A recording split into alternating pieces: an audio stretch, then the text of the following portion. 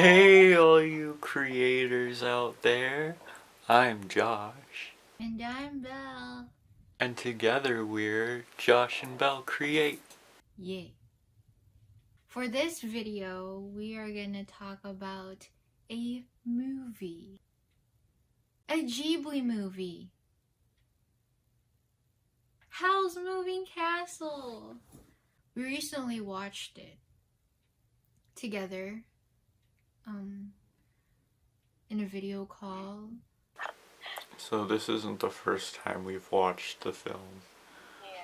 But it is the first time we watched it together. If you haven't heard about it, well, go watch it now. Also, don't watch this video. Yeah, there will be spoilers. Okay, funny story, cause I thought that like shows or movies from Japan, I thought like every setting was in Japan. So I was like, oh my gosh, is this what Japan looked like back in the day? And then my dad watched it with me, and my dad was like, it's European. And I'm like, what? No, it's not. It's Japan. And he was like, no, you can see like the setting and the clothes that they wear is like European. And I'm like, oh, wait, so it's not Japan? It was made in Japan. Well, that was me when I was little, so I like European settings. It has like a classy vibe, like, you know what I'm saying? Yeah, also I like the technology in the film. Yeah, like those like big warships that look like whales with multiple fins. It kind of reminded me of those big giant aircraft thingies from Avengers. And also like, you know, the thing that Howl and Sophie were on when they were trying to escape Madame Saloon. It was like a dragonfly. The character design was perfect. I loved it. It was really perfect. It was perfect. And cuz it's like based on a book. I mean, I haven't read the book, and I want to read the book. But I hear it's like very different. Yeah, I've heard that it was very different.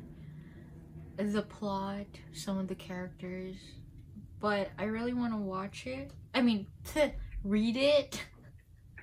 I wanna watch the book. So let's get on with the characters. Who was your favorite character?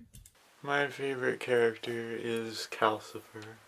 He's kind of a comic relief, but he's also a very important character to the plot, and also he's the one who moves the castle. And Well, without him, there wouldn't be a castle.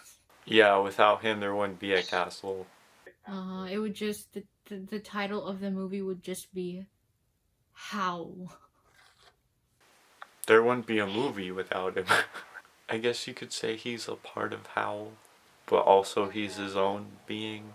I've always wondered, like, did Calcifer like stick around, or the castle was destroyed, so they had to rebuild it somehow. And I was thinking, like, is Howl moving the castle this time?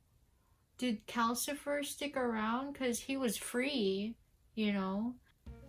And I was also like wondering, like, how is he alive? And you know, like, didn't like the other like falling demon stars, like, didn't they like hit the grass or like the pond and then like died or whatever?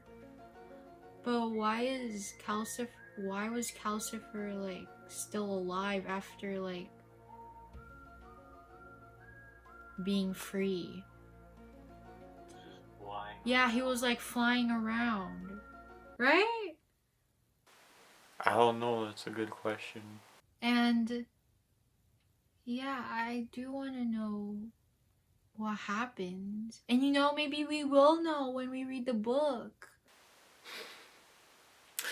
When I was writing, this is unrelated, but when I was writing my fan fiction, at first I was worried, like, what if this contradicts the book or the books? Because there's more than one book.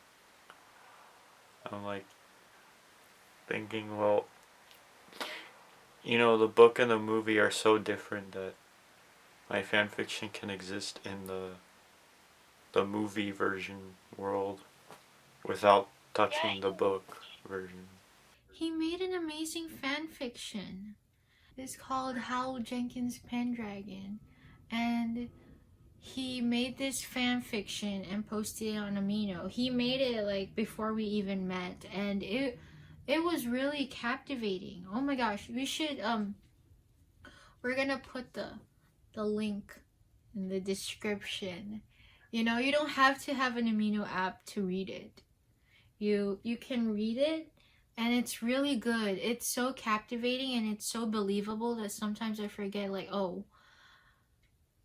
I forgot this isn't part of the movie. This isn't part of the plot. I keep forgetting.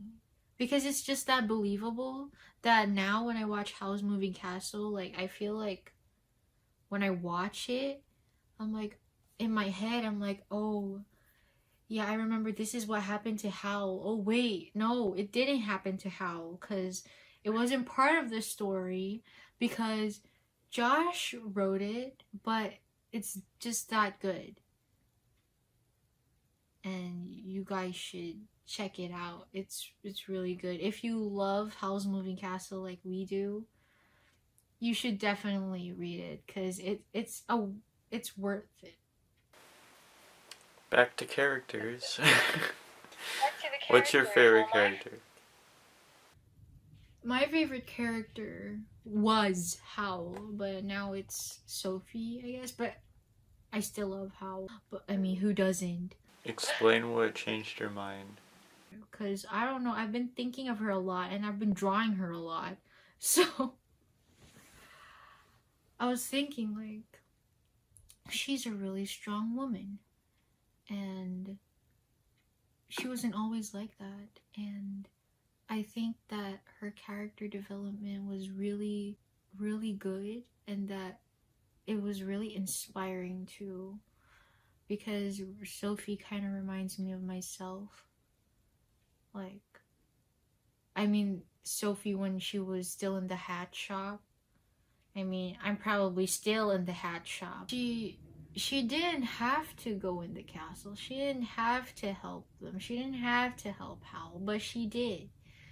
And I guess because she loved them, she loved Howl, and that was really admirable. Like, she did everything for the man she loved. And moving on. And what? And I mean, I'm the same, I guess. I mean, I would do everything for the man I love too. Oh wait, my heart's over here. What about your least favorite character? Well, before I rewatched it with you, I was thinking Madame Sullivan was my least favorite. But when I rewatched it, I realized I think my least favorite character is Sophie's mom. I don't know, she doesn't seem to. I mean, she She kind of looks like cares Mother. about Sophie, but it doesn't seem like she cares about her. She didn't really act like a mother, even like in the beginning. She was just out all the time, and I don't know, didn't she like remarry or like, and then she was like, she did something for Madame Sylvan. The mother's reaction to her seeing Sophie, like, yeah, she runs up to her. She's like, so happy to see you again. She's like, oh my gosh, you're so old. It's like, I don't know, like. But you know what? My least favorite character is still the same. It's still the Witch of the Waste. She's ugly. Just her character design, it's perfect. Don't get me wrong. It's perfect for being ugly. She's really greedy. And she's like obsessed with Howl's heart to the point that like she would like, burn, you know, she was burning. She was just so greedy even until the end. Like she was like, can I please have it or something like that? He was like, what? I don't know what you're talking about. Mm-hmm. Okay, so final thoughts. I love it. I love it too. 10 out of 10. 10 out of 10 stars. If you want us to talk about another movie, you can comment down below what movie you want us to talk about. And it can be Ghibli, it can be any movie. So don't forget to subscribe to our YouTube channel and Hit that notification bell. don't forget the possibilities are endless.